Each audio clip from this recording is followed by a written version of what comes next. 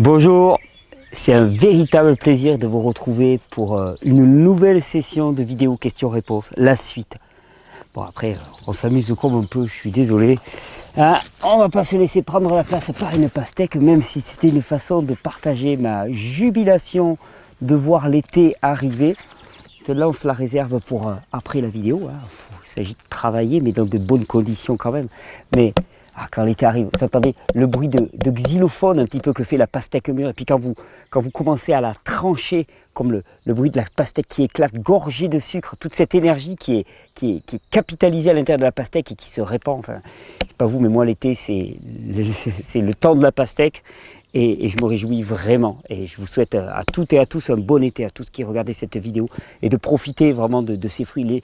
L'été, c'est le temps où vraiment les choses sont évidentes. On parle de réforme alimentaire, on se parle souvent de manger plus de fruits, plus de légumes. En été, c'est évident, il y en a partout, ils sont pas chers, ils sont abondants, ils sont délicieux. Il fait chaud, hein, donc on a besoin de beaucoup de liquide, de beaucoup dilué. Et la pastèque, c'est un peu le fruit emblématique de l'été. Et mine de rien, c'est très nourrissant. C'est très très nourrissant. Moi, j'ai passé des journées entières à manger que de la pastèque. Je vous garantis que c'est surprenant à quel point c'est nourrissant. On se retrouve pour un nouveau question-réponse. Enfin, le nouveau. La suite, j'ai la chose qu'on n'avait pas traitée juste la fois précédente. Il nous restait des questions. On va les traiter maintenant. Et c'est toujours pour moi une immense joie de vous retrouver pour ces questions-réponses. Parce qu'il s'agit avant tout bien de faire progresser l'imprégnation qu'il y a en nous de ce message. Parce que souvent on me dit, ouais, mais Thierry, mais pourquoi est-ce que tu répètes toujours les mêmes choses? Parce qu'effectivement, je répète toujours les mêmes choses. Et globalement, vous allez toujours trouver les mêmes choses. Alors déclinées de façon un petit peu différente, mais globalement, on va trouver les mêmes concepts. Pourquoi? Parce qu'il y a des lois de la vie, et même pour faire le buzz, je ne peux pas en inventer de nouvelles toutes les semaines. Hein. C'est pas à moi de faire ça. Donc il y a des principes du vivant. Et on se contente de les illustrer. Le problème, c'est que c'est un choc de culture. Depuis tout jeune, nous avons grandi dans une culture que je décris souvent, même si le mot peut paraître choquant, comme une culture de la mort. Tous nos systèmes de production, d'éducation, de vie, globalement, sont indexés sur la mort, sur la maladie. Nous avons un système de santé qui est en fait un système qui s'intéresse à la maladie, qui focalise sur la maladie, qui prétend traiter la maladie en ayant des effets secondaires qui sont bien plus souvent délétères que les effets principaux. Mais on est dans une culture de la maladie, de la mort. Et donc, pour commencer à ouvrir les yeux et puis à changer de lunettes, parce qu'on a des lunettes qui nous permettent d'analyser le monde au travers d'un système morbide d'une certaine manière. Et donc il faut changer de lunettes, mais pour changer de lunettes, comment est-ce qu'on fait? Eh bien, on passe plus de temps à s'imprégner d'une nouvelle culture. Et c'est une question d'imprégnation. Vous savez, c'est un peu comme quand vous avez une éponge qui a stagné dans l'eau sale. Bon, vous allez la presser une première fois, et ça marche aussi pour le corps humain, vous allez la presser une première fois. Bon, il y a un jus noir qui va sortir. Bon, ce jus noir, il n'y est plus, hein, mais elle n'est pas encore propre. Alors vous allez l'imprégner d'une eau propre, et vous allez à nouveau l'essorer. Et l'eau, elle sera un peu plus saumâtre, mais un peu moins chargée. Et ainsi de suite. Vous la repressez, puis vous la trempez dans l'eau fraîche. Vous la repressez, vous la trempez dans l'eau fraîche. Vous la repressez, vous la trempez dans l'eau fraîche. Et ainsi de suite, de manière jusqu'à ce qu'au moment où finalement, l'eau qui va sortir de cette éponge sera une eau claire. Bien, là aussi, c'est une question d'imprégnation. C'est-à-dire que tous nos systèmes de pensée, nos systèmes de valeurs, notre imaginaire a été indexé sur une vision de l'humain et du monde qui est fausse, qui est juste fausse. Parce qu'on nous a dit que le monde extérieur est dangereux, pathogène, agressif, que le corps humain est faible par lui-même et qu'il faut qu'il soit protégé par des agents antibiotiques et ainsi de suite. Tout ça, c'est faux, c'est du mensonge. La réalité, elle est tout à fait différente. Le corps humain est un organisme parfait, le vivant est créé d'une façon absolument parfaite et le milieu aux alentours ne veut pas notre disparition, je dirais même plutôt qu'il est plutôt bienveillant, mais il n'y a que notre pensée corrompue, notre pensée déviée, notre pensée pervertie, hein, au sens propre du terme, perversion, hein, c'est détournement. Notre pensée pervertie qui rend notre environnement hostile. Pourquoi? Parce que à partir du moment où on a des lunettes déformantes sur les yeux, eh bien on voit tout déformé. Et ça, c'est le problème. Et le propos de ces vidéos, eh bien, c'est de déposer ces lunettes et de voir clair, de voir la réalité d'une certaine manière, de voir la réalité et de voir à quel point elle est magnifique. Elle est magnifique. nous vivons avec des organismes qui sont magnifiques. Et je sais que vous qui regardez cette vidéo, peut-être que vous êtes en souffrance actuellement et tu vas me dire, non mais attends, magnifique, magnifique, t'es gentil, toi c'est facile pour toi, regarde, t'es en pleine nature, maintenant tu vas bien et tout, donc tu vas... Il y a des moustiques. Mais même les moustiques est magnifique. J'aime les moustiques. Non mais tu vas me dire, ouais, toi c'est facile de dire ça et tout. Je peux te dire que la souffrance, je la connais, la souffrance physique, je la connais, la souffrance morale, je la connais. Et je sais très bien que cette souffrance physique et cette souffrance morale étaient une anormalité. Parce que l'anormalité, c'est le bien-être et l'épanouissement. Et pourquoi est-ce que c'était une anormalité? Simplement parce que, je veux dire, ça peut paraître paradoxal de le dire comme ça, mais parce que je n'entendais pas, je ne voyais pas à quel point mon corps fonctionnait parfaitement, à quel point toutes les choses autour de moi étaient parfaitement organisées, et simplement comme j'étais en lutte contre elles, eh bien je souffrais. C'est cette lutte, c'est une forme de non-acceptation. Vous savez, il y a un terme, moi, que j'aime beaucoup, c'est rendre grâce. Et rendre grâce, qu'est-ce que ça veut dire? C'est dire merci, globalement, en toutes circonstances. Dire merci même quand tu ne comprends pas, parce que finalement, si tu pars du principe que ton corps fonctionne de manière parfaite, que l'environnement dans lequel tu évolues est un environnement qui se régule de façon parfaite, les circonstances que tu vas éprouver, elles sont elles aussi parfaites. Et c'est difficile, hein, parce que des fois tu vas rendre grâce avec les lèvres serrées, hein, parce que là, sur le coup, c'est dur, tu ne comprends pas. Mais notre capacité à juger des événements, elle est complètement, elle aussi, corrompue. C'est très fréquent, ça. D'un seul coup, tu vis quelque chose de difficile, et puis finalement, des années après, tu dis « Ah, mais heureusement que j'ai vécu ça ». Tu vois, moi, par exemple, je discutais hier avec un ami, je lui disais « Tu sais, moi, à 33 ans, j'étais moribond, j'ai vraiment souffert physiquement, ça a été très très dur ce que j'ai vécu, mais franchement, je serais prêt à endurer 10 fois pire. Pour ceux qui venaient ensuite, il fallait que je passe par là, parce que j'avais la tête tellement dure, je ne voulais pas entendre, hein, et il fallait que j'en passe par là. Il fallait que je passe par l'épreuve du feu d'une certaine manière. Il fallait que je meure. Il fallait d'une certaine manière que je meure pour ensuite renaître à quelque chose de 1000 fois, 100 000 fois plus sublime. Et je pense que c'est difficile en toutes circonstances de rendre grâce, mais c'est la première des démarches. Pour moi, c'est une démarche essentielle de santé. Je n'ai pas encore fait de vidéo là-dessus, mais je vous en parlerai. J'en parlerai peut-être. Je vais aller voir Patrick Fontaine là, sous peu, mon ami Patrick, et je pense qu'on prendra ça comme thématique aussi. Rendre grâce. Rendre grâce, vous savez, c'est une ancienne pratique qui paraît un peu désuète maintenant, avant le repas, de remercier pour les aliments que nous allons manger. Parce qu'on a tendance à considérer que si on mange tous les jours, si on est bien nourri, si on est bien habillé, c'est nos propres efforts. Mais quel manque d'humilité, quelle arrogance! Tu crois que c'est par tes propres efforts que tu gagnes ton argent? Tu crois que c'est par tes propres efforts que tu gagnes ta propre nourriture? Je veux dire, nos capacités, elles nous sont données, elles nous sont enlevées. Et ça, je pense qu'on n'en a vraiment pas conscience. Et donc, on se balade dans le monde avec cette arrogance et on écrase tout. Et c'est cette culture de la mort, culture de l'arrogance, culture de la violence, culture du faire par soi-même, culture de l'effort. Hein. Mais c'est tout ça qu'on essaye de battre en brèche dans ces vidéos. En disant, il n'y a pas grand-chose à faire. Par contre, c'est le temps du repos. C'est le temps du repos et du laisser agir, en rendant grâce. Regardez, tu t'installes, il n'y a rien qui fonctionne en toi. Tu souffres, tu es mal. Le monde, la culture dans laquelle on t'avait mis, t'a amené à avoir une polyarthrite rhumatoïde qui te déforme les mains, t'a amené à avoir une sclérose en plaques, un cancer, t'a amené à être dépressif, constipé, avec des boutons partout, t'a amené à être alcoolique, addict à différentes drogues, t'a amené à avoir des problèmes d'asthme, t'a amené à avoir des kystes partout, j'en sais rien moi. Il t'a amené à quelque chose qui n'est pas satisfaisant. Donc c'est qu'il ne fonctionne pas. Parce que sérieux, il y a un moment où on doit quand même juger un système idéologique à ses fruits. Et moi, je te dis, tu n'as rien à faire. Arrête-toi, pose-toi et regarde. Et dis à ton corps, dis à ton être, montre-moi. Show me, montre-moi ce que tu es capable de faire. Arrête-toi, arrête-toi de t'agiter, arrête-toi de courir, arrête-toi de manger, arrête-toi de t'inquiéter, parce que tout est là. Et dis à ton corps, montre-moi. Waouh! Et là, d'un seul coup, au lieu d'être l'acteur, metteur en scène, réalisateur d'un film qui est relativement limité parce qu'il est limité à ta propre représentation de la vie, d'un seul coup, tu t'installes et tu deviens spectateur. Et tu deviens spectateur d'une création qui est juste époustouflante. Juste époustouflante. Quand tu regardes le vivant, je le dis souvent, ça m'amuse, bon. Il est certain que dans ma façon de présenter les choses, je j'ai coché l'option, ce monde est le fruit d'un design, on va dire, intelligent, comme disent les Américains, intelligent design. Ce monde n'est pas le fruit de l'aléatoire et de l'arbitraire. Mais la simple observation du monde qui nous entoure bat en brèche la pensée que tout ça, c'est le fruit du hasard et de lois biologiques qui se seraient imposées. Non, c'est faux, on sait que c'est complètement faux. Il y a la vie, la possibilité de la vie sur Terre, elle est tendue dans on va dire un périmètre très très étroit. Et ce périmètre très étroit dépend de constantes, par exemple l'accélération de la pesanteur, la gravité, des choses comme ça. Et ces constantes-là ne dépendent pas des lois biologiques, des lois naturelles.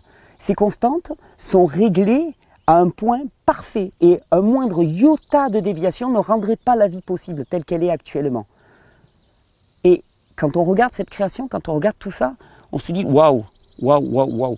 Il y a un film auquel je peux assister qui est 10 000 fois plus joyeux, qui est 10 000 fois plus riche, qui est 10 000 fois plus original que le petit film que je projetais moi-même. Et là, moi, je me contente des spectateurs.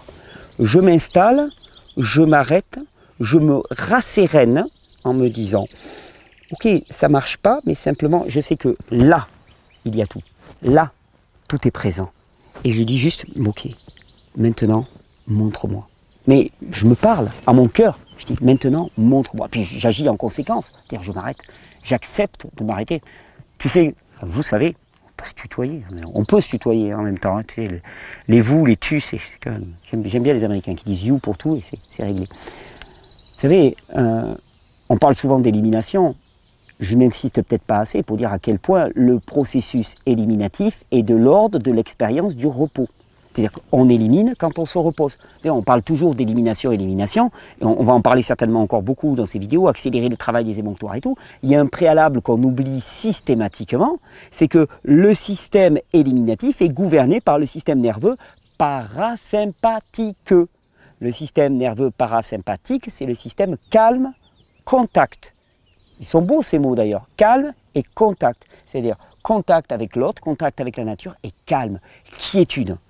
Tu ne construiras pas de bonne santé, tu ne construiras pas de guérison dans l'inquiétude. Mais comment ne pas être inquiet comment ne pas être inquiet quand tu entends ce qu'on te dit du monde, quand tu vois tous tes amis qui tombent comme des mouches, l'un d'un cancer, l'autre d'une sclérose en plaques, l'autre d'une poliomyélite, machin chose et tout, hein, tu les vois disparaître, mais obligatoirement tu dois être inquiet. Alors on te dit, ne t'inquiète pas, et en même temps, tu as tous les critères pour t'inquiéter.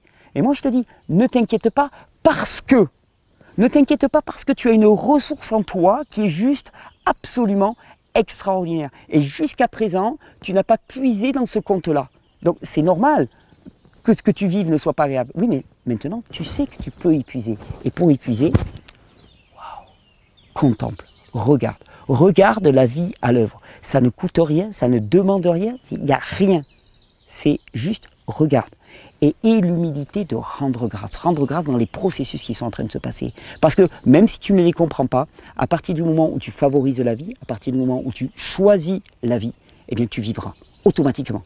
C'est gagné d'avance. Le moment où tu choisis la vie, tu as déjà la récompense, tu as déjà le fruit qui est là, il est là potentiellement, et ensuite il va falloir qu'il vienne en toi. Moi, le jour où j'ai choisi la vie, j'étais encore moribond, j'étais faiblard, mais j'ai choisi la vie. Dans mes yeux, il y a une lumière qui s'est allumée, mon père en a témoigné, il y a une lumière qui s'est allumée, et à ce moment-là, j'étais guéri, j'étais tiré d'affaire. J'étais tiré d'affaire parce que j'avais fait le bon choix. Et au travers de ces vidéos, au travers de ces longues introductions, j'espère aussi que c'est une façon de vous encourager. Parce que dans ce monde autour de vous, il va y avoir des tas de gens pour vous dire non, mais n'y crois pas, ça marche pas, tu vois. Non, moi je vous dis oui, ça marche. Ça marche parce que c'est conforme aux lois du vivant. Les opinions des autres, j'en ai strictement rien à faire. C'est conforme aux lois du vivant. Donc ça ne tolère aucune discussion. C'est conforme aux lois du vivant. Ton organisme est un organisme fabuleux, qui est le fruit de l'amour d'une certaine manière. Parce que comment ne pas voir le fruit de l'amour dans le fait que ton corps est auto-réparant, auto-régénérant, adaptatif en permanence, hein, qu'il cherche en permanence à se mettre à l'unisson de l'environnement que tu lui donnes. Et plus cet environnement est dévié par rapport à l'environnement idéal pour l'individu, plus il va chercher à s'adapter, sauf qu'il a ses limites. Et si tu ne vas pas bien, c'est juste que les limites ont été atteintes, que tu as trop dévié. Et il te dit, mais reviens à la maison, rentre, rentre. Et le terme que j'aime beaucoup, c'est repens-toi, retourne-toi.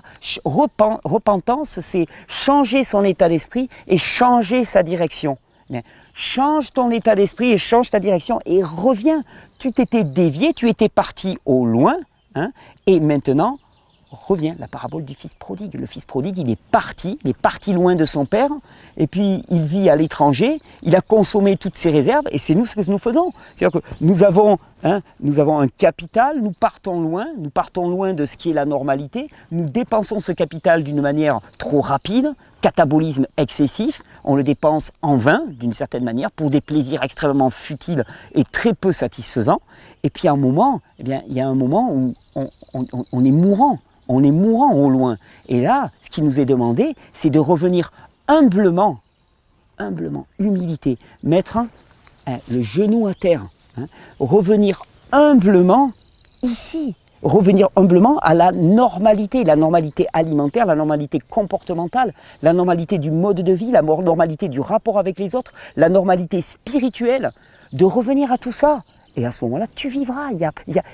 Tu pourrais très bien dévier, et puis là, comme dans notre société, tu commets un crime, et qu'est-ce qu'on te dit? On dit, ah ben il va falloir payer. Il va falloir payer. C'est normal. C'est tout à fait normal. Il n'y a pas longtemps, ouais, je vous en ai parlé, certainement, je ne sais même plus ce que je dis, j'aurai d'autres, mais je voyais quelqu'un dire, ah mais non, mais si tu commets un crime, c'est normal d'aller en prison. Ah ouais, c'est normal, et pourquoi? C'est quoi cette loi? Ça, c'est la loi du monde, mais elle est pourrie, ta loi. Tu crois que tu rends quelqu'un meilleur en le foutant en prison?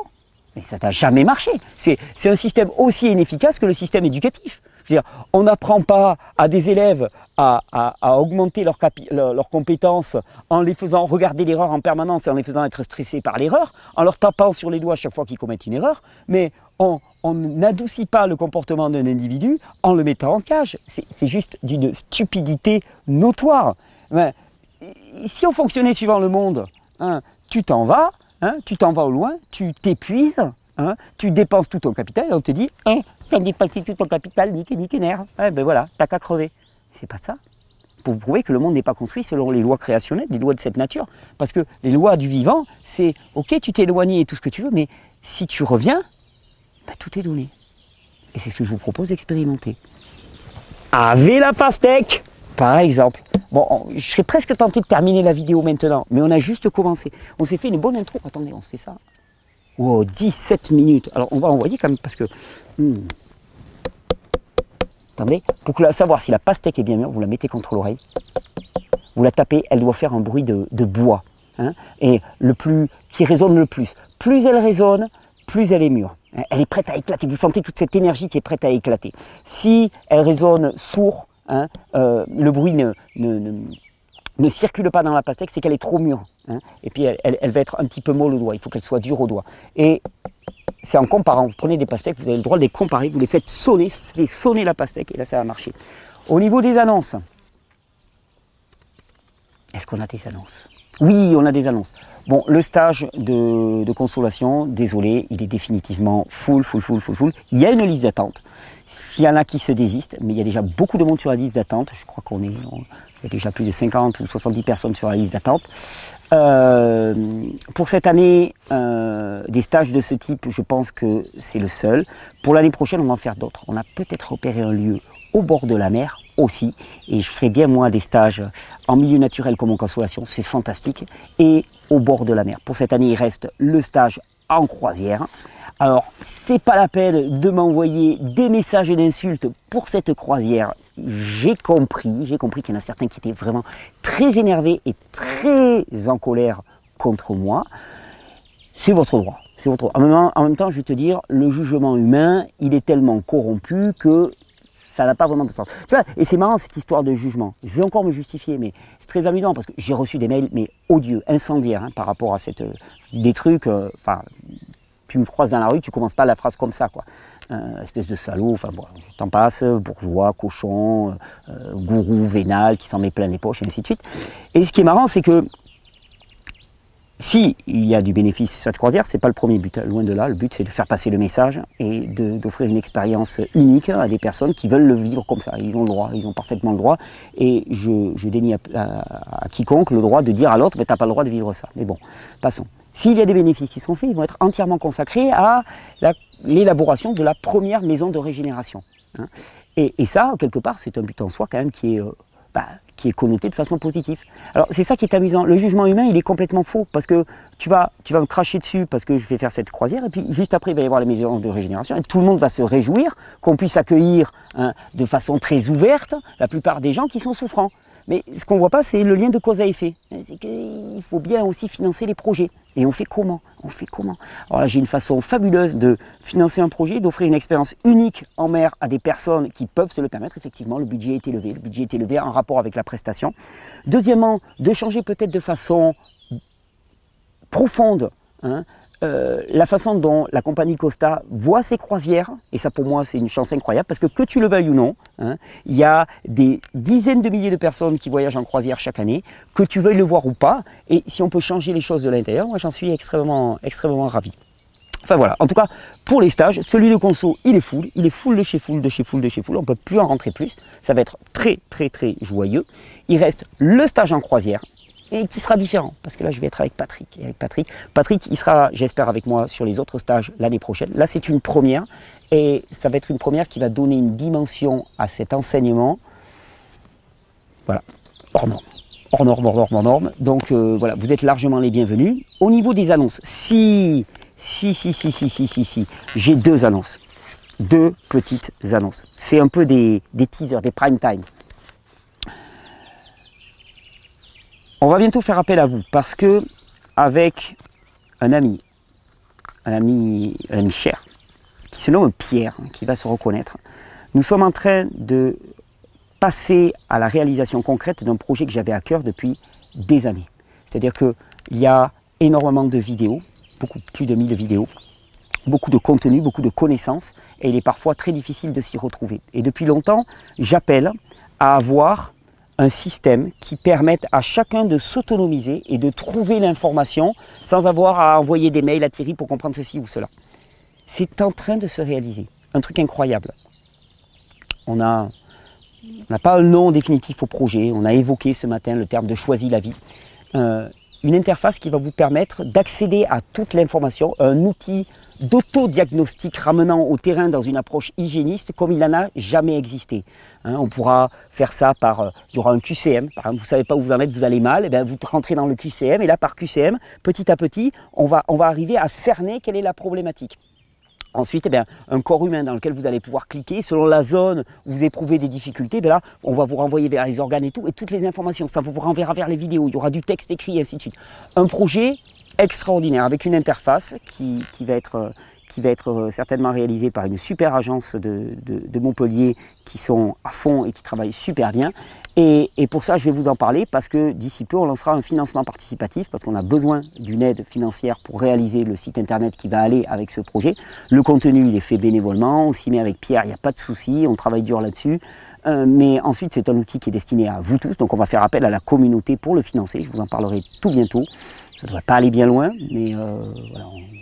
Il faut pouvoir sortir les quelques milliers d'euros qui sont nécessaires à la réalisation de toute l'interface pour que ça soit d'une ergonomie novatrice et très efficace. Donc ça va être, c'est le projet. Et puis la deuxième chose dont je voulais vous parler, je vous le glisse comme ça, vous allez en savoir très bientôt beaucoup plus.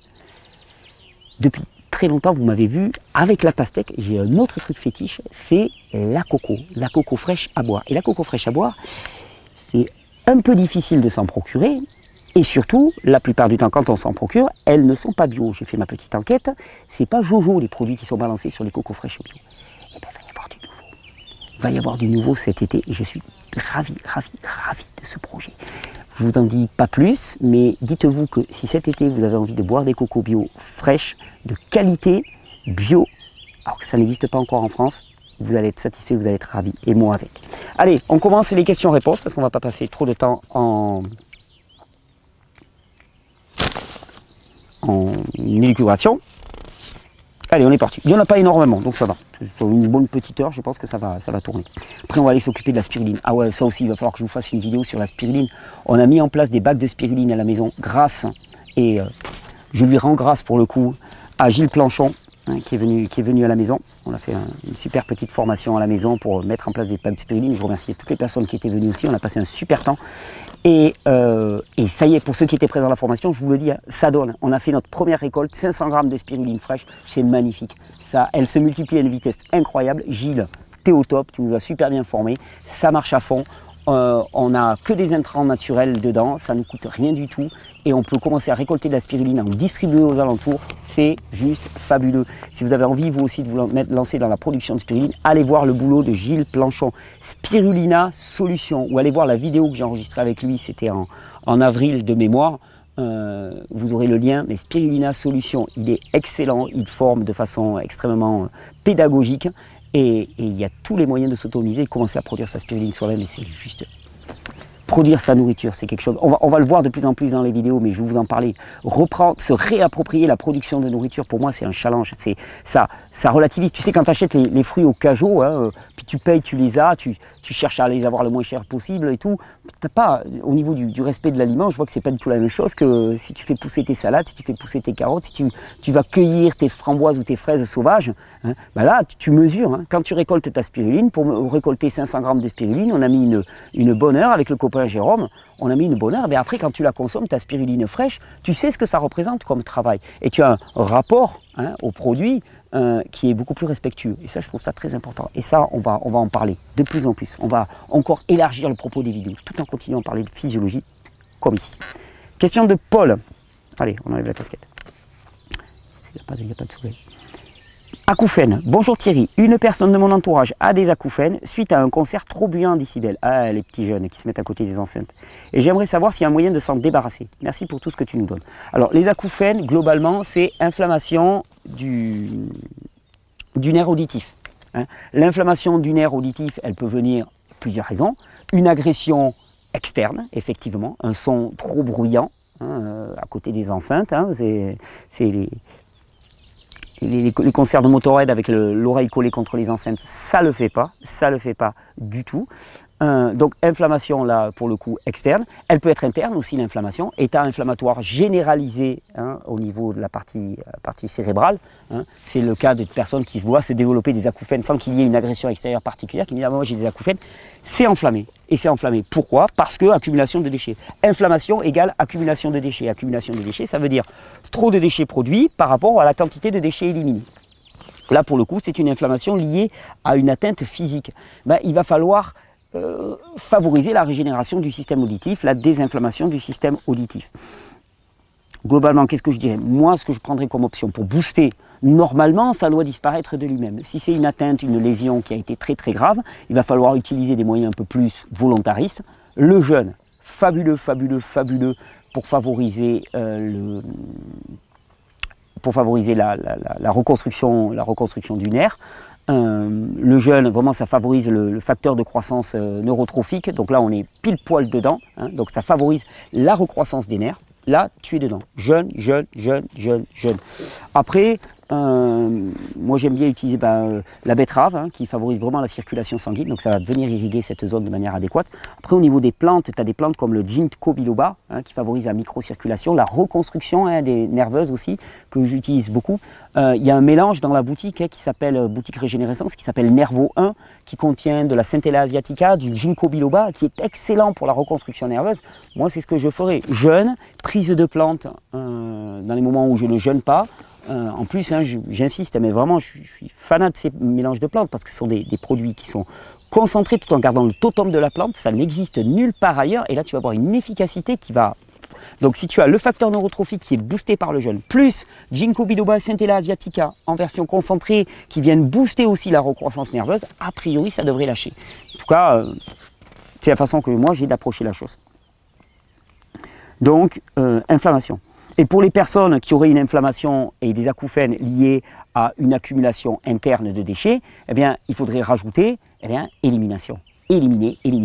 Pour éliminer, se reposer, pour éliminer des jus à fond, des mélanges de plantes pour éliminer, pure élimination, super mélange de plantes pour éliminer, lympho, pure élimination, les trucs pour les reins, les mélanges pour les reins, clac, tu élimines, tu fais travailler les reins, tu fais travailler les intestins, tout ton corps élimine, élimine, élimine, et ça permet de drainer tout ça. Le mélange intestinal aussi pour drainer tout ça. Et là, tu vas commencer à avoir une zone cérébrale qui se désenflamme parce que moins congestionnée par des déchets. C'est juste ça, c'est d'une simplicité proverbiale. Voilà, donc j'espère qu'il va pouvoir se rétablir au niveau de ses acouphènes. Question de Kevin, ou Kevin, on va dire Kevin. Repas le soir et qualité du sommeil. Tu disais récemment que manger un gros repas avant de dormir te semblait pas si mal que ça, vu que la digestion demande beaucoup d'énergie et que dans ce cas, vu qu'on s'apprête à dormir, celle-ci serait idéale. Ne penses-tu pas que justement en faisant ça, nous empêchons notre corps d'avoir un sommeil orienté vers la réparation musculaire et neuronale? Alors, et tu m'ajoutes, merci pour tout ce que tu m'as appris, merci à toi Kevin. Alors, il est clair, hein, c'est évidemment une question que je me suis posée. Alors, ce que je veux repréciser, Kevin, c'est que quand je parlais de faire un gros repas le soir, c'était aussi un rapport avec le fait de ne pas manger ou manger très frugalement pendant la journée. Donc l'idée aussi, c'est que ton capital enzymatique, tu ne l'as pas épuisé au long de la journée. Donc quand tu arrives le soir, ton capital enzymatique, il est maximal. Ce qui veut dire que le temps de digestion, même si tu fais un repas important, il ne va pas être si long que ça. Donc ça, c'est le premier facteur. Ensuite, il est certain qu'il s'agit de trouver la bonne balance, le bon compromis qui te permet de faire un repas important, hein, avec une approche de type warrior diet, donc un jeûne ou quasi-jeûne toute la journée et un repas important le soir. Ça veut dire que tu as un long temps où tu es en élimination, tu as un long temps où ton hormone de croissance elle est boostée au maximum, où l'adrénaline est boostée au maximum, donc tu es en anabolisme fort. Et ensuite, tu as un temps où tu digères qui est beaucoup plus court, donc ça permet d'économiser ton énergie. Tu couples ça avec le sommeil, effectivement, c'est un temps où tu te reposes. Donc l'énergie qui est prise par la digestion ne vient pas impacter ton travail intellectuel ou physique. Mais évidemment, il s'agit de trouver le bon compromis pour ne pas avoir un repas qui perturbe trop ton sommeil. Parce qu'effectivement, le sommeil est là aussi pour éliminer. Alors après, je te dirais que la plupart du temps, le maximum d'élimination se fait au petit matin. Donc comme tu jeûnes le matin et l'après-midi, l'élimination se fait à ce moment-là. Donc il s'agit de ne pas perturber ton sommeil pour te reposer, mais de ne pas trop s'inquiéter pour le facteur élimination parce qu'il aura lieu de toute façon. Après, en règle générale, je vais te dire, après pas mal d'expériences, je sais que plus une personne a un terrain qui est fort, plus elle va pouvoir tolérer un seul repas par jour. Parce qu'elle va avoir aussi au niveau enzymatique et digestif, ça va cracher. Donc elle va digérer son repas comme un bébé, elle va s'endormir derrière et aucune perturbation.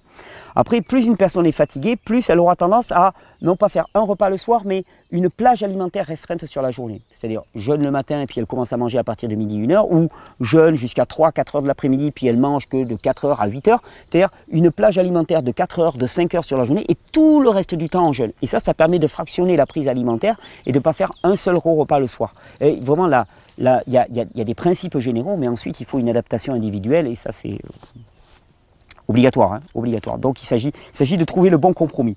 Mais je confirme que la formule un repas le soir ou plage alimentaire réduite, c'est le meilleur moyen, pour moi, au quotidien, de permettre au corps de se régénérer. C'est vraiment, on a un truc là qui est fabuleux. Pour les gens qui ont du mal à se lancer dans des jeûnes longs, je te dis, mais tous les jours, pratique, jeûne une bonne partie de la journée. Si tu peux, même jeûne sec, même en été. Je jeûne sec toute la journée, là, actuellement.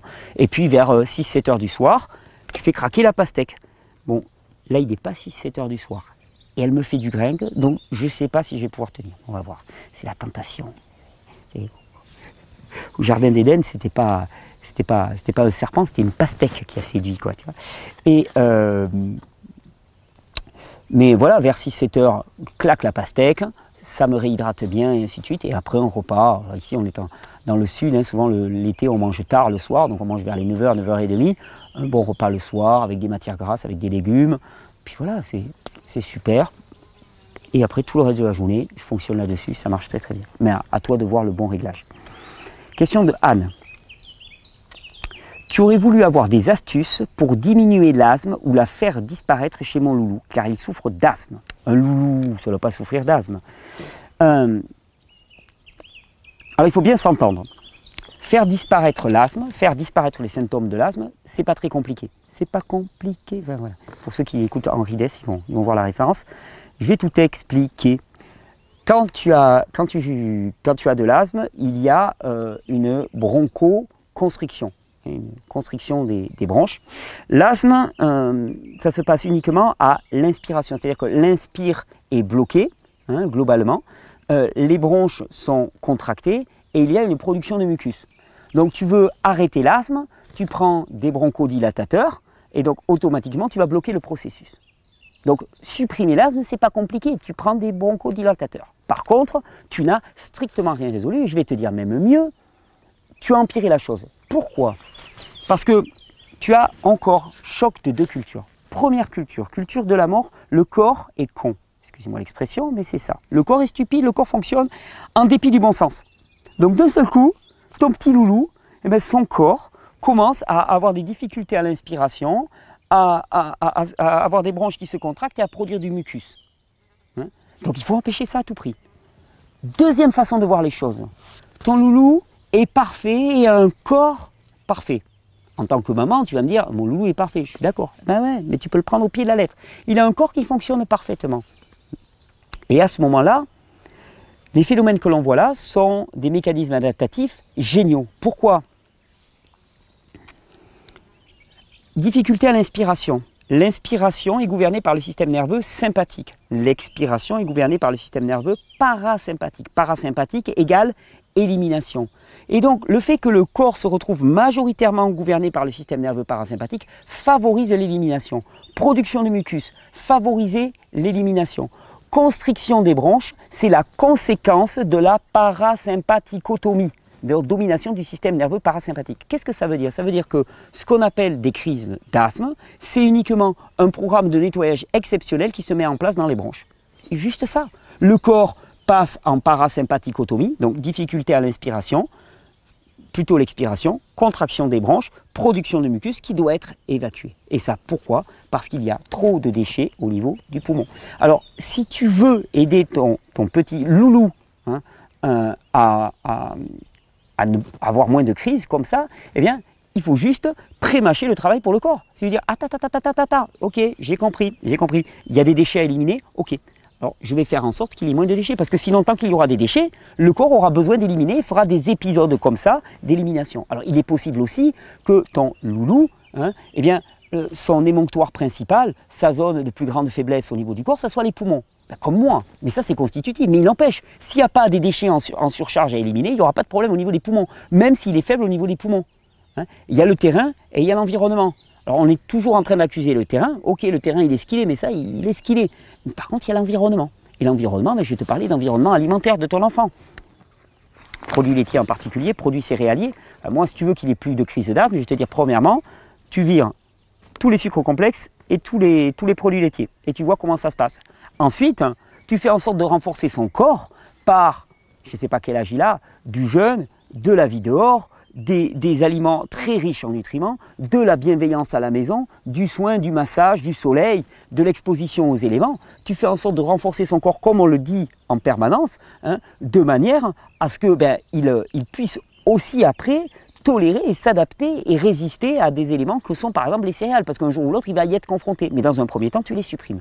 Tu supprimes toutes les céréales, tous les produits laitiers. Normalement, l'asthme devrait dégager. Ensuite, tu peux favoriser l'élimination. Hein, il y a un mélange de plantes qui s'appelle Pulmo, que tu vas trouver sur la boutique Régénérescence. Le mélange Pulmo est extraordinaire pour favoriser l'expectoration et soutenir le corps dans son processus d'élimination. Mais soutenir, ça ne guérit pas. Ces mélanges de plantes-là ne sont pas là pour guérir, parce que sinon ça serait une arnaque. Ils ne sont pas là pour pallier, ils sont là pour soutenir un processus naturel du corps. Donc ton corps demande d'éliminer, tu lui dis ok, je vais t'aider. Au lieu de dire ok, je vais t'en empêcher, tu lui dis ok, je vais t'aider, faciliter, accélérer. Et ça va accélérer le processus, favoriser l'expectoration. Des fois, il y a du mucus sec qui empêche l'expectoration. Bien là, avec le mélange Pulmo, ça va fluidifier les mucus et donc ça va favoriser la sortie. Hein. Mais dans tous les cas, il s'agit de comprendre pourquoi le corps développe des symptômes de type asthme et de comprendre qu'en fait ces symptômes ils sont parfaitement voulus. Tu avais une autre question. Mon loulou, toujours ton loulou, il souffre sacrément d'une maladie de hanche, leg calvé pertès. Aurais-tu une astuce pour diminuer ces douleurs? J'ai vu ça déjà. Je crois que c'est une nécrose. C'est une nécrose aseptique de la tête de l'os, de la tête du fémur, de mémoire, hein, au niveau de la hanche. si je ne me trompe pas, il faudra vérifier. Globalement, hein, nécrose au niveau de la tête du fémur, nécrose au niveau de l'os. Pourquoi est-ce qu'on a des nécroses? Les choses, vous allez me dire, mais tu te répètes tout le temps. Mais oui, parce que les choses, elles sont simples. Elles sont archi simples. Hein, Tom Richven disait, je peux apprendre à n'importe qui à construire une maison en 3 semaines. Moi, je te dis, je peux apprendre à n'importe qui à être en santé en 1 journée. Le jour où tu as compris que le corps produit des déchets en permanence, que ces déchets sont de type acide. Quand tu comprends que notre environnement peut faire en sorte aussi qu'il y a une surabondance de déchets, soit des déchets qui arrivent de par ton alimentation, l'air que tu respires, l'eau que tu bois, ainsi de suite, soit des déchets produits par un hyperstress qui va produire énormément d'acide. Que ces déchets-là, hein, eh bien, s'ils ne sont pas évacués, ces déchets qui sont de type acide, ils vont commencer à ronger tes tissus, à ronger tes os, à ronger tes ligaments. Il va commencer à manger ton corps. Quand on parle de nécrose, on parle de quoi? On parle de la tête de l'os qui est attaquée. Qui est attaquée pourquoi? Par ces déchets. Ces déchets emmenant automatiquement à des proliférations de micro-organismes qu'on appelle des microbes, champignons, levures, bactéries, virus même, hein, amenant à l'apparition de ces microbes pour résoudre le problème. Le problème étant l'accumulation de déchets et que la seule solution pour permettre de sortir de cette situation, c'est de favoriser l'élimination des déchets. Repos, pure élimination, favoriser les émonctoires, les reins, les intestins, les poumons, le foie, favoriser tout ça pour que ça sorte. C'est-à-dire favoriser d'un côté la diminution des processus acidifiants dans le corps, donc faire en sorte qu'il soit moins stressé, faire en sorte que son alimentation soit beaucoup moins acidifiante, c'est-à-dire biologique, peu transformée, garnie de fruits et de légumes de qualité, faire en sorte qu'il ait un sommeil adéquat, que l'ambiance à la maison elle soit super cool, qu'il ne passe pas son temps devant des écrans de télévision qui sont hyper stressants pour le corps, que tes rapports avec lui, avec son père, avec ses frères et ses sœurs soient les plus apaisés, soient marqués par la paix. Hein. Donc là déjà tu fais en sorte de ne pas en rajouter. Deuxièmement, favoriser les processus éliminatifs. Avec des jus, tu mets du persil, tu mets du concombre, tu mets de la betterave, tu mets de la carotte, tu mets du chou, et autant de choses. Hein. Pour les poumons, pareil, le chou est excellent pour favoriser le nettoyage des poumons. Le soufre qui est dans les choux va être pris par le corps pour favoriser le nettoyage. Autant de produits qui vont favoriser l'élimination. Tu rajoutes quelques petits mélanges de plantes comme pure élimination, comme Réno 1 par exemple, Lympho 1, intestinal, tu vois, en fonction de son âge, tu doses, hein, tu ne vas pas trop fort, tu vas par petites touches. Et là, automatiquement, cette accumulation de déchets va se résorber et automatiquement, ton gamin, il va aller très bien. Et là, tu vas te rendre compte, en fait, il allait très bien. Oui, il allait très bien. Il y avait qu'une seule chose, l'élimination des déchets était bloquée. Et donc, ça avait des conséquences au niveau des poumons, ça avait des conséquences au niveau de son fémur. Ça peut être extrêmement handicapant, ça peut conduire jusqu'à la mort. On crève parce qu'on n'élimine pas nos déchets, mais pourtant, c'est pas grand-chose. C'est pas compliqué. J'espère que tu vas vraiment pouvoir l'aider. Je ne sais pas quel âge il a ton loulou. Je lui fais des grosses bises à ton loulou.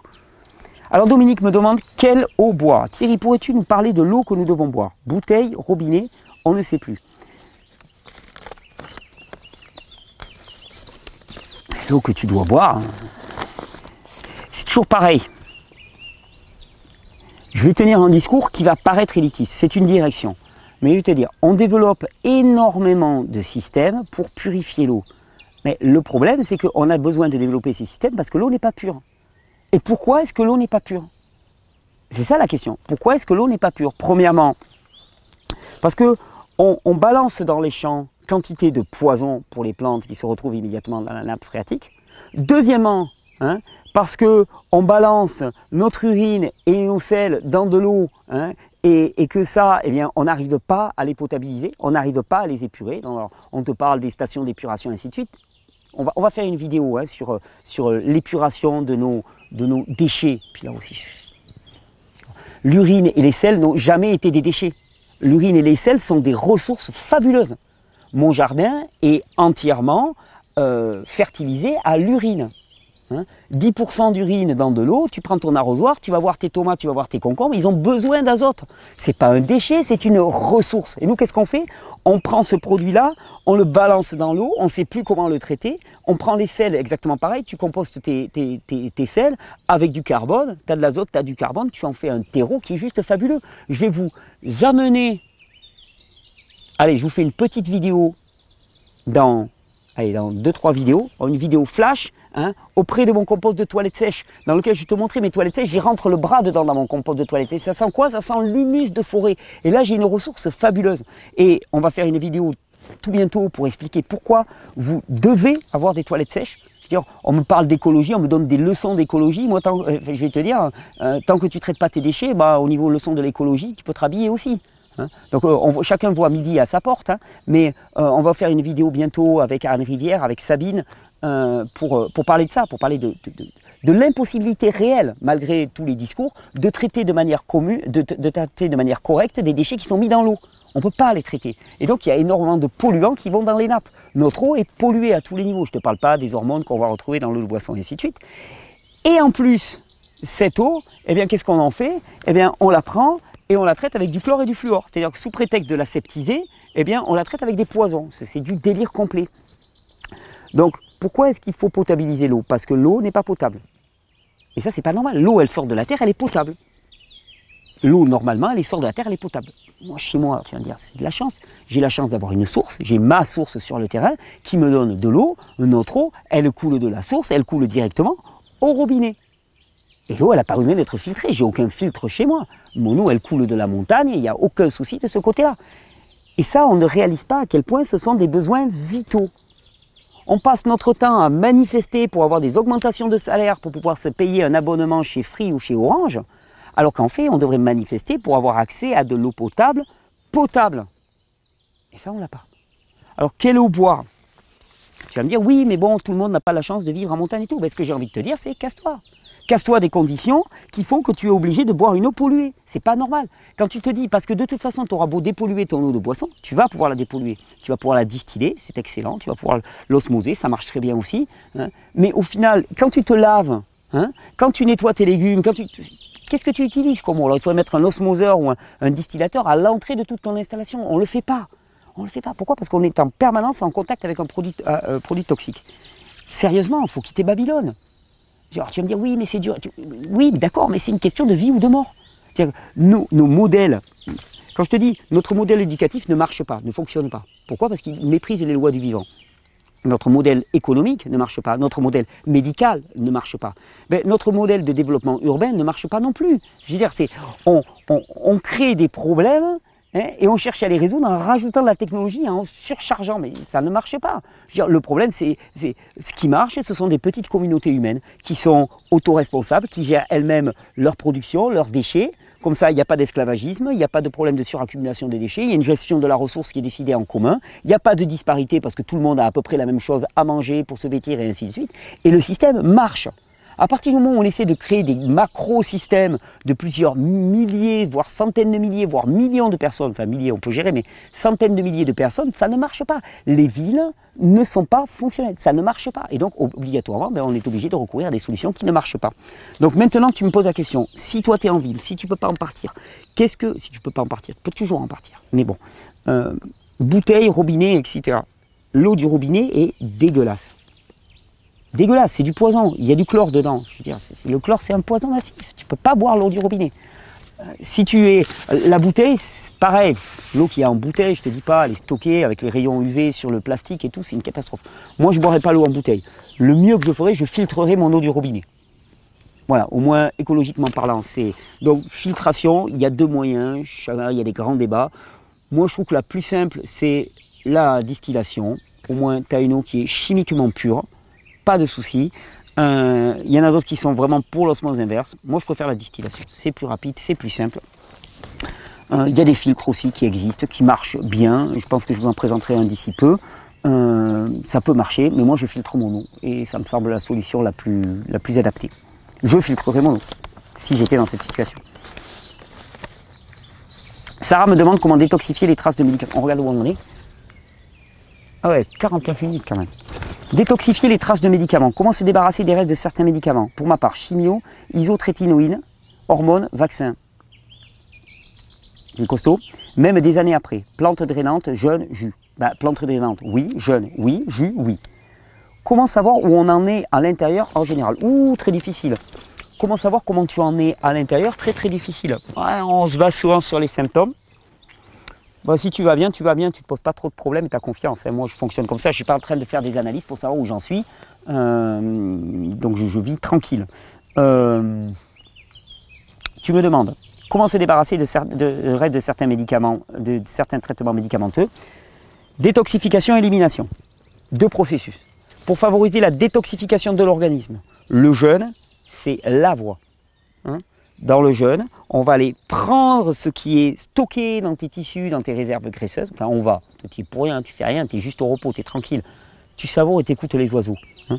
Mais tu vas aller prendre les matériaux qui sont stockés et tu vas les remettre en circulation dans le système pour qu'ils soient éliminés. Donc ensuite, il va falloir favoriser l'élimination. Donc jeûne, oui. Jus va favoriser l'élimination. Plantes drainantes, oui aussi. Je te cite pour mémoire, toutes les plantes qui vont favoriser le fonctionnement hépatique, rénal, intestinal. Tu as des mélanges de plantes comme hépato, pure élimination, fabuleux pour l'élimination. Lympho 2 qui va vraiment faire bouger tous les fluides. Là, ça tire, hein, pour ceux qui ont déjà essayé, ça tire sec, hein, le mélange lympho 2. Et donc, avec ça, oui, tu vas venir détoxifier et éliminer. C'est aussi simple que ça. Il n'y a pas grand chose à faire, mais avec le jeûne, franchement, jeûne et élimination, avec des moyens, tu vois, quelques jus aussi, tu prends jus, carotte, orange, épinards, tu tournes les verdures avec du chou, des choses comme ça, tu vas voir que ça élimine. Ton 6 à l'eau éliminé, c'est comme ça que ça se passe. Dents dévitalisées, c'est une question de Pierre. Après une grosse carie non soignée pendant un long moment, le dentiste m'a dit que le nerf de la dent est mort, plus irrigué par le sang que la dent et que la dent était dévitalisée. Y a-t-il des solutions pour revitaliser une dent sans passer par les opérations de dentiste?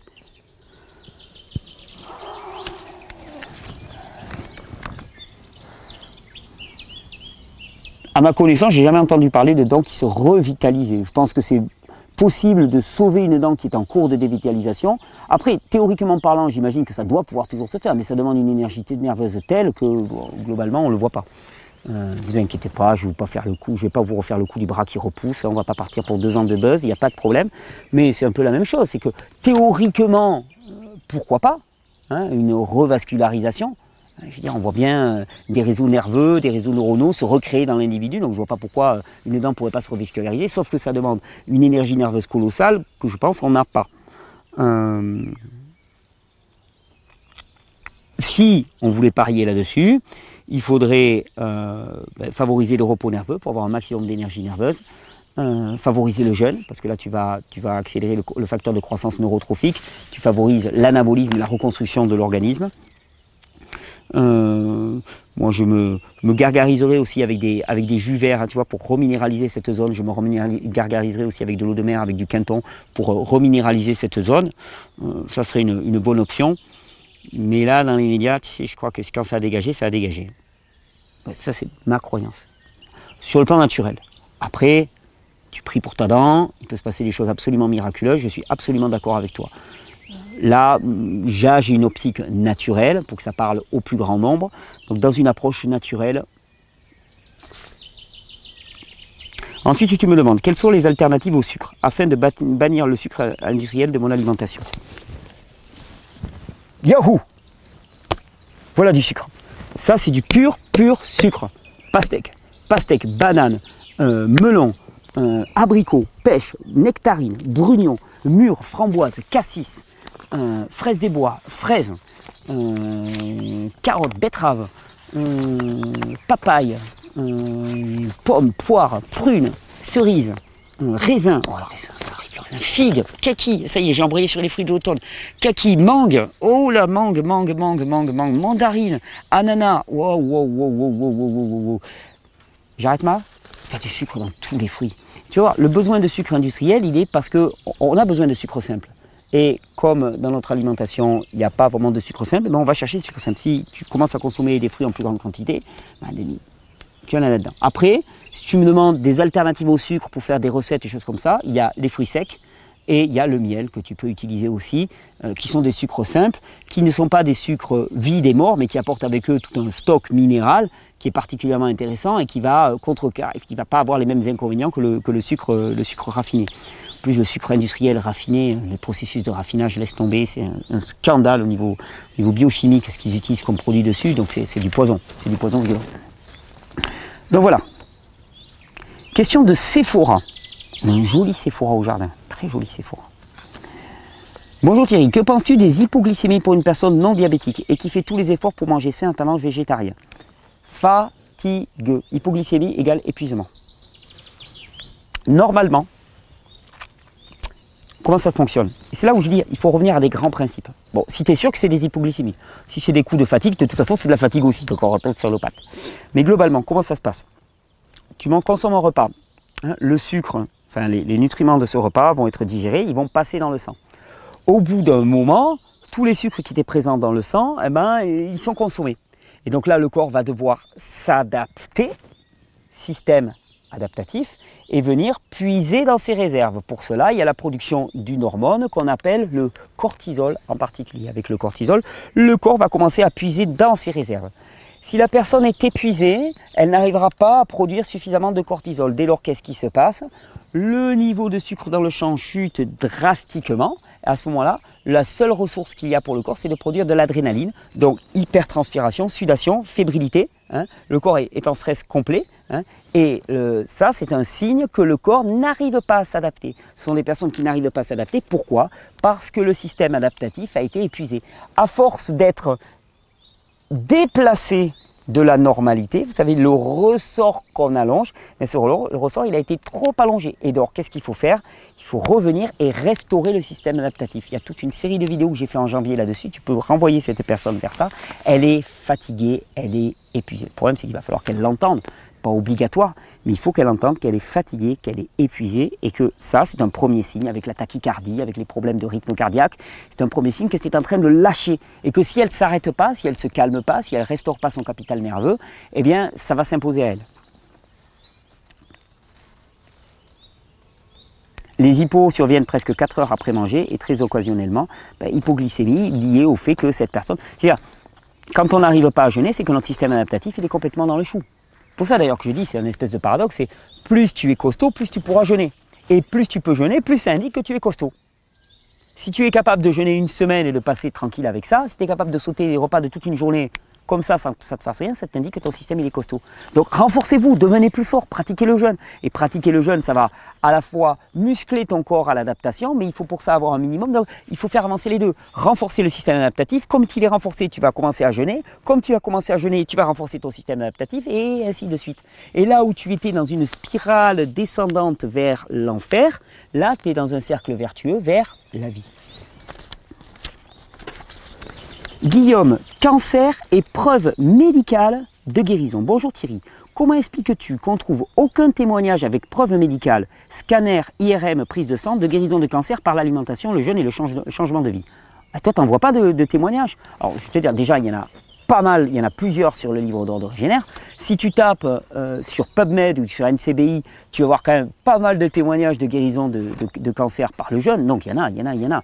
Après, que les gens qui se guérissent d'un cancer n'aient pas envie d'aller continuer à se faire griller la tronche par des scanners et des IRM, en même temps, je peux les comprendre. Hein, parce qu'aller faire un aller-retour à Tchernobyl juste pour le plaisir de prouver qu'on n'est plus malade, c'est limite au niveau conception. Globalement, c'est vrai qu'il y a beaucoup de gens qui développent un cancer, un petit cancer, tout petit comme ça. Puis là, on leur dit, pour guérir ton cancer, on va te balancer dans le sang un produit qui va te faire perdre tes cheveux et tes dents, mais t'inquiète pas, c'est pour ta santé. Donc là, tu dis, ok, ouais, pourquoi pas. Donc tu perds tes cheveux et tes dents, puis tu reviens quelques temps après, ta tumeur, elle est comme ça. Alors on te dit, vous inquiétez pas, on a des doses supérieures. Vous allez perdre un peu plus de dents, un peu plus de cheveux, mais votre tumeur, elle va diminuer. Tu reviens, tu as une tumeur comme ça. Donc au bout d'un moment, tu dis, bon les gars, non seulement ça ne marche pas, en plus ça me fait une tête qui ne me va pas, je suis faible, je me sens mal, ça coûte un bras à la société, on va peut-être changer. À ce moment-là, la plupart des gens, tu leur parles d'analyse et tout, ils te disent, je ne veux plus en entendre parler. Et je les comprends. Mais des preuves de guérison de cancer par l'alimentation, le jeûne et le changement de vie, va à la clinique Bushingen qui fait du jeûne, et tu vas voir, hein, regarde le reportage vidéo de Arte, le jeûne, une nouvelle thérapie, tape sur les moteurs de recherche, je veux dire, tu vas en trouver, il y en a partout des témoignages, partout. On a un truc d'un côté qui ne marche pas, qui coûte un bras, hein, qui te rend malade, qui te fait perdre tes dents et tes cheveux, et qui te flingue à moyen et à long terme, hein, mais qui est promu par le système majoritaire, par notre culture. De l'autre côté, on a un système qui est efficace, qui est gratuit, qui non seulement va te permettre de te sortir de cette impasse, de cette chose trappe qui est le cancer, mais qui en plus va restaurer globalement toute ta santé. Et ça, c'est peu diffusé. Pourquoi? Parce qu'on continue à marteler, parce que quelque part, on a institutionnalisé le fait que entre nous et notre santé, on a un médiateur. Et le but de ces vidéos, c'est de virer les médiateurs, hein, soyons clairs, hein, virer les médiateurs quels qu'ils soient. Hein. Mais on a un médiateur obligatoire entre nous et les vidéos. Et ces médiateurs, ils sont formés au cours de 8 ans, ils sont déformés, les pauvres, au cours de 8 ans, non pas à penser en termes de santé, ils sont déformés à penser en termes de maladie. S'il y a des étudiants de médecine qui voient ces vidéos, peut-être certains vont protester, je sais aussi qu'il y en a qui entendent ce discours, hein, et ils ne peuvent pas penser autrement. Pendant 8 ans, comment est-ce qu'on fait pour déformer la pensée de quelqu'un? Pendant 8 ans, on ne lui parle que de maladie, que de traitement symptomatique de la maladie, on lui passe en boucle, on le teste là-dessus, on lui met une pression pas possible avec des examens. Donc au bout de 8 ans, il ne voit que comme ça. Il ne peut pas voir autrement. Et il ne peut pas penser. Et il a beau voir que le système ne fonctionne pas, hein, les oncologues ont beau voir que les chimiothérapies sont catastrophiques, ils ne voient rien d'autre. Parce qu'ils ne peuvent pas, ils ont été baignés, ils ont été trempés dans cette culture pendant 8 ans, donc ça les a imprégnés au plus profond d'eux-mêmes. Et nous, c'est pareil, on ne veut pas le voir, Mais je vais te dire, des témoignages, il y en a, cherche, tape sur le net, tape fasting cancer, fasting cure cancer, NCBI par exemple, PubMed, tu vas voir des tas d'études scientifiques, randomisées, en double aveugle, par des gars qui ont des noms pas possibles, donc ça sera sérieux. Hein, voilà. Mais oui, mais bien sûr que ça marche, heureusement que ça marche, sinon ça arriverait à quoi de faire ces vidéos?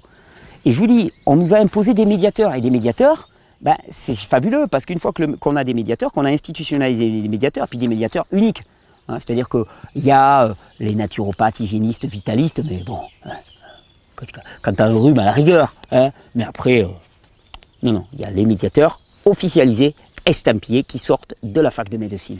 Hormis cela, rien d'autre. Mais ça, pourquoi est-ce qu'on croit à ça? Pourquoi est-ce qu'on croit que c'est les seuls qui peuvent nous guérir? Pourquoi est-ce qu'on va comme en randonnion chez le médecin, comme dans la machine à remonter le temps d'H.G. Wells, là, tu sais, quand tu as les Morlocks là, qui sonnent leur appel, puis tu as tout le monde qui y va en randonnion. Parce qu'on les a persuadés que le passage obligé, c'est d'aller chez les Morlocks. Hein. Ben nous, c'est pareil. Le passage obligé, c'est d'aller chez les Morlocks en blouse blanche. Le passage obligé, c'est d'aller chez le référent, chez le médiateur institutionnalisé. Mais ça, c'est nos imaginaires. C'est pas leur faute à eux, c'est notre faute à nous. C'est parce qu'on est trop bête, parce qu'on est trop soumis, hein, et parce qu'on ne voit pas tous les signes qui nous indiquent que ça ne marche pas, et qu'on y va parce qu'on est des moutons. Parce qu'on a été construit, on a été structuré par un système éducatif à être des moutons. Et c'est pour ça que je pousse délibérément à démissionner de ces systèmes moutonesques et à construire une pensée par soi-même et à ne plus avoir de médiation. C'est vraiment l'essentiel de mon propos, c'est entre vous et votre santé, entre vous et Dieu, entre vous et votre alimentation, entre vous et les aliments que vous produisez, plus de médiation. Les légumes, c'est toi qui les cultives. La santé, c'est toi qui en es responsable. Ta relation avec Dieu, elle est directe. Elle ne passe pas par un grand prêtre qui te dit quoi penser, quoi donner, quoi faire, et comment t'agenouiller, et ainsi de suite. Ta relation, elle est directe. Et à partir du moment où la relation, elle est directe, il n'y a plus d'esclaves, il n'y a plus d'esclavagisme, il n'y a plus d'exploitation, tu n'es plus manipulé, c'est direct. Tu es libre. La vraie liberté, c'est ça. Et la liberté, c'est dans l'obéissance. Parce que quand tu commences à cultiver tes légumes, tu vas commencer à obéir aux conditions climatiques, tu vas commencer à obéir à tous les aléas. Hein. Quand tu es responsable de ta santé, tu vas commencer à obéir et de temps en temps à jeûner alors que tu n'as pas envie, parce que tu as envie de faire une grosse bouffe avec tes copains, parce que tu es responsable de ta santé et que tu comprends les critères. Hein. Et tout ça, hein, c'est juste virer les médiateurs. Virer les médiations. Parce qu'on nous installe des médiateurs et après on nous persuade qu'ils sont le passage obligé. Et ces médiateurs, après on en fait ce qu'on veut. C'est ça l'arnaque. C'est ça l'énorme arnaque de ce système. Faziax me demande un commentaire sur la Bible, Matthieu 15, 11. Écoutez et comprenez. Ce n'est pas ce qui entre dans la bouche qui souille l'homme, mais c'est ce qui sort de la bouche. C'est cela qui souille l'homme. Alors, il me semble que j'en ai parlé déjà dans la première partie de la vidéo. Mais on va en reparler avec Patrick Fontaine. Mais oui, on parle de souillure. On ne parle pas d'accumulation de déchets dans le corps. C'est comme je le dis souvent, c'est des choses qui sont utilisées par les spirituels pour me dire ah, tu peux manger ce que tu veux, en pratique mange ce que tu veux, tu vas voir ça ne marche pas. Globalement, ça ne marche pas. Si tu fais n'importe quoi, il y a un moment où ton corps sature. Pourquoi? Parce que le corps est le temple de l'esprit, le corps a des besoins, et si tu le nourris avec une nourriture complètement dévitalisée, il y a un moment où ça ne va pas marcher, parce qu'il y a des lois aussi corporelles. Par contre, c'est clair que la pureté ne dépend pas des aliments que tu manges. On n'est pas des religieux. Hein, on n'a pas besoin d'avoir une alimentation qui est préparée comme ci ou comme ça pour être pure. Par contre, pour la bonne santé du corps, oui. Mais c'est deux choses différentes. La pureté de l'homme, c'est la pureté de l'esprit, c'est pas la pureté du corps. Donc ce n'est pas ce qui rentre dans la bouche, c'est l'état de tes pensées. Parce que ce qui sort par la bouche, c'est ce que tu as dans ta tête. Ce qui sort, c'est une petite fraction de ce que tu as dans ta tête. Donc voilà, oui, je suis absolument d'accord. De toute façon, le mec il dit je suis d'accord avec Jésus. Heureusement que tu es d'accord avec Jésus. De toute façon, ton opinion, à toi Thierry, elle n'importe pas. Mais je comprends bien sûr. Mais ça ne va en aucun cas en opposition avec quand je te dis change ton régime alimentaire, change ta façon de t'alimenter. Parce que c'est pas ça qui va te rendre pur, meilleur. Et c'est là où les religieux, quels qu'ils soient, même les religieux végans, les religieux crudivores, se cassent le nez, parce qu'ils croient qu'ils sont plus purs et plus meilleurs parce qu'ils ne mangent pas de viande ou parce qu'ils mangent cru. Et là, ils se plantent radicalement. C'est une insulte à la notion de pureté. La pureté, c'est pas ça. La pureté, elle se juge à ta façon de relationner à l'autre, ta façon de t'exprimer dans le monde, ta façon de penser. C'est ça qui te juge. Et la pureté, c'est l'amour. Et l'amour, c'est tout sauf les caricatures qu'on voit actuellement.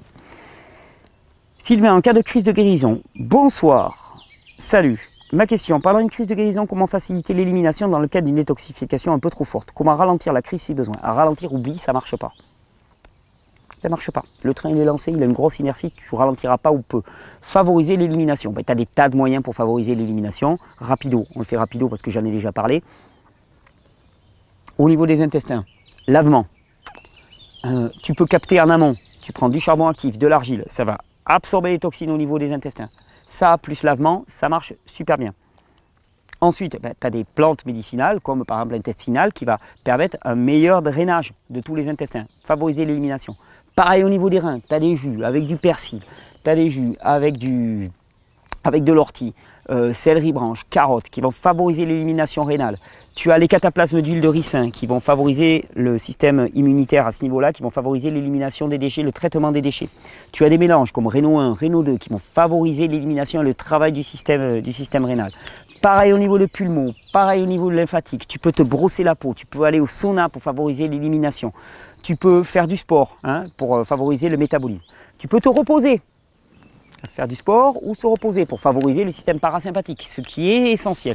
Et tout ça, ça va favoriser l'élimination. Mais globalement, je vais te dire une chose, quand c'est parti à toute vitesse, tu serres les dents et tu laisses passer. Globalement, tu as voulu jouer, ça a démarré très fort, c'est pas grave, tu t'accroches et tu sautes pas du train, parce que tu peux pas.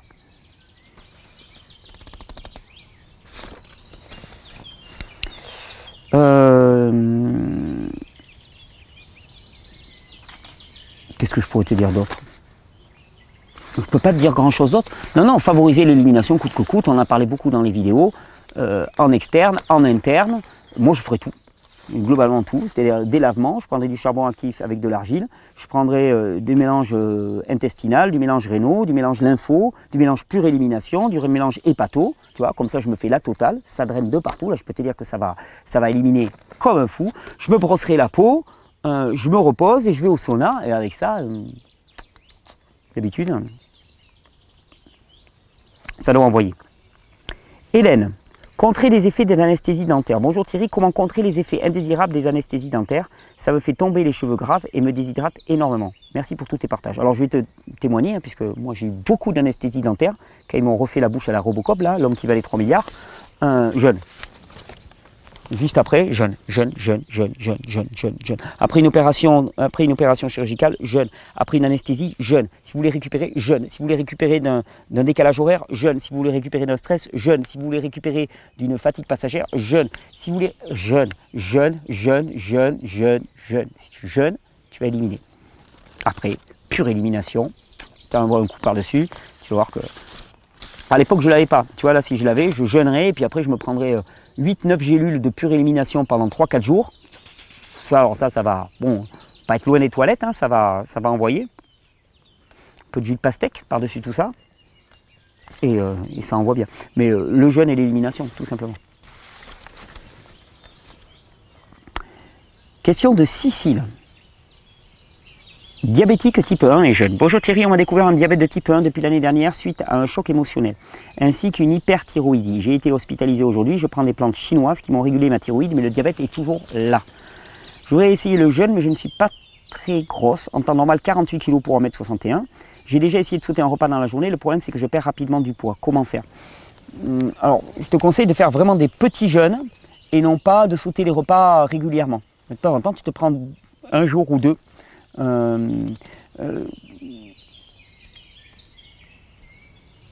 Si je jeûne, quelle est la méthode à adapter? Parce qu'à l'hôpital, on m'a dit que c'était dangereux de jeûner dans mon cas, car sinon le corps se met en acidose. Est-ce vrai?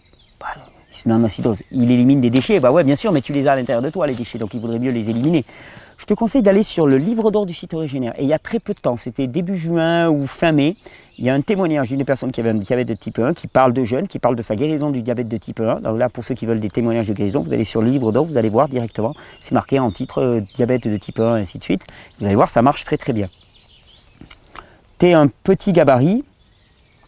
Moi, ce que je ferais, c'est que si tu as un petit gabarit et tu fais des tout petits jeûnes, une demi-journée, une journée, de temps en temps, en contrôlant ta glycémie, bien sûr, en contrôlant strictement ta glycémie, il s'agit de ne pas se mettre en danger. Je viserai beaucoup la détoxification du pancréas. J'ai parlé des mélanges pancréo 1 par exemple, endocrino 1 aussi pour booster tout le système surrénalien, tout le système endocrinien, endocrino 1 aussi qui pourrait être vraiment très intéressant pour booster tout le système surrénalien. Des petits jeûnes à la journée, ça me paraît très très bien. Réformer globalement ton mode de vie déjà pour aller vers plus d'alcalinité, plus de repos. Ensuite, comment procéder avec l'insuline? Faut-il arrêter le traitement ou pas quand on jeûne? Alors, moi je dirais que normalement, tu contrôles ta glycémie, tu ne prends pas d'insuline quand tu jeûnes, il me semble. En tout cas, tu contrôles ta glycémie. Si ta glycémie fait n'importe quoi, mais en diabète de type 1, on n'est pas dans une surcharge de sucre, on est dans un épuisement de la production d'insuline. Normalement, en diabète de type 1, quand tu jeûnes, étant donné que tu vas utiliser des sucres qui sont libérés de façon endogène dans l'organisme, ton corps devrait pouvoir réguler à partir du moment où tu l'auras habitué. Donc moi, ce que je ferais, c'est que plutôt que d'utiliser l'insuline, je commencerai d'abord par des petits traitements. Je veux dire, l'insuline, tu en as besoin parce que tu manges. Tu manges, tu as du sucre dans le sang, donc le sucre, il faut le faire passer à l'intérieur du corps. Si tu ne manges pas, tu vas avoir besoin de beaucoup moins d'insuline. Donc, contrôle strict de la glycémie, pour ne pas se mettre en danger, bien sûr. Contrôle strict de la glycémie et petit à petit bâtir une expérience du jeûne, permettre au corps de s'adapter. Tu as une thyroïde qui dysfonctionne, donc ça veut dire que ton système adaptatif commence à avoir des faiblesses, donc il va falloir y aller petit à petit, progressivement. Mais tu permets à ton corps de s'adapter. Et là, doucement, tu entraînes ton corps à jeûner. Et à ce moment-là, tu vas voir que petit à petit, ça va t'améliorer, ça va s'améliorer, ça va s'améliorer. Tes besoins d'insuline vont automatiquement diminuer. J'ai deux types d'insuline. La rapide qui sert pour contrôler la glycémie du repas, donc ça tu la vires, et la lente qui sert pour contrôler la glycémie de la nuit et de la journée. Je voudrais aussi dire que mes cycles menstruels se sont arrêtés depuis quelques mois, et cela me préoccupe aussi. Épuisement. Épuisement. Je ne sais pas quel âge tu as. Je pense que tu es jeune, je ne sais pas pourquoi, je pense... intuitivement, épuisement, tu es épuisé. Alors peut-être que ton terrain était déjà fatigué à la base, mais tu es épuisé. Et là, il s'agit de faire quelque chose vraiment de sérieux.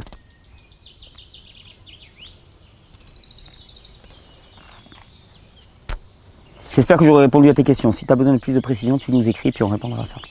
Hugo me pose une question. Bonjour Thierry, en cette saison de pollen, foin, penses-tu qu'il est bon pour l'organisme dit allergique de s'exposer à ces sources? Allergique au pollen depuis enfant et travaillant sur les métaux lourds, j'ai bien l'impression que le pollen est un acteur aidant plutôt qu'un problème, et qu'à sa manière, il fait en sorte de sortir une quantité de mucus et d'encombrement de la sphère hémato-encéphalique.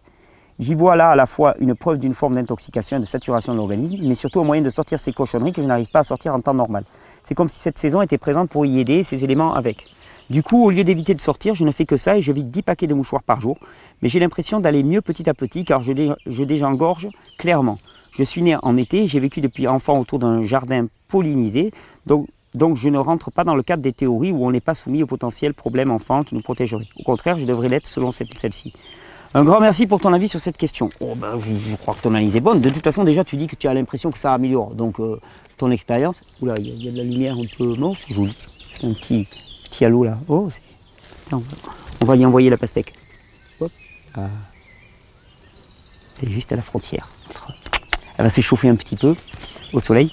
Tu dis que tu vas mieux. Donc là, déjà, pas besoin de médiateur. Hein, c'est toi qui parles. Après, je pense que oui, dans un but de renforcement de l'organisme, il n'est pas bon de vivre en bulle. Ça, c'est clair. il est bon de renforcer l'organisme, il est bon de jeûner, il est bon de l'adapter progressivement au pollen. S'il réagit trop fort au pollen, alors dans ton cas, tu suspectes que c'est une détoxification. Je sais pas. Je pense que le système est déjà saturé, surtout si tu as des problèmes de métaux lourds. Le système éliminatif, le système détoxificatif est saturé complètement. Et donc ces pollens alliés à une barrière microbienne qui est faiblarde parce que attaquée par les métaux lourds, on sait très bien que métaux lourds égale candidose, égale prolifération bactérienne, égale barrière bactérienne immunitaire qui est faiblarde, eh bien fait que les pollens vont faire énormément réagir ton organisme. Mais effectivement, pour le coup, ça peut être vertueux. Ça peut être vertueux parce que ça va favoriser l'élimination et l'expectoration. Donc à ce moment-là, ne change rien, ne change rien. De toute façon, dans tous les cas, je ne pense pas qu'on puisse vivre sans s'exposer au pollen. C'est un peu comme quand je dis bannir des aliments de son alimentation, c'est bien joli, sauf que si tu n'es pas capable d'y résister, un jour ou l'autre, tu y es confronté. Donc il faut pouvoir vivre dans le monde. Si tu es obligé de refuser toutes les invitations sous prétexte que tu ne supportes pas la moindre déviance par rapport à ton régime alimentaire extrêmement strict, tu te retrouves à vivre dans une bulle. Et ça, c'est pas bon. Je ne crois pas en tout cas. C'est pas épanouissant pour l'individu. On n'est pas donné à ça. On est donné pour aller dans le monde. Alors, quand tu es chez toi, quand je suis chez moi, je mange de la pastèque et ainsi de suite, aucun problème. Par contre, quand je sors dehors, je fais au mieux, mais je ne suis plus là à dire « Ah non, mais moi je ne résiste pas à ça, je suis allergique à ça et tout », parce que sinon c'est plus une vie, socialement c'est plus une vie.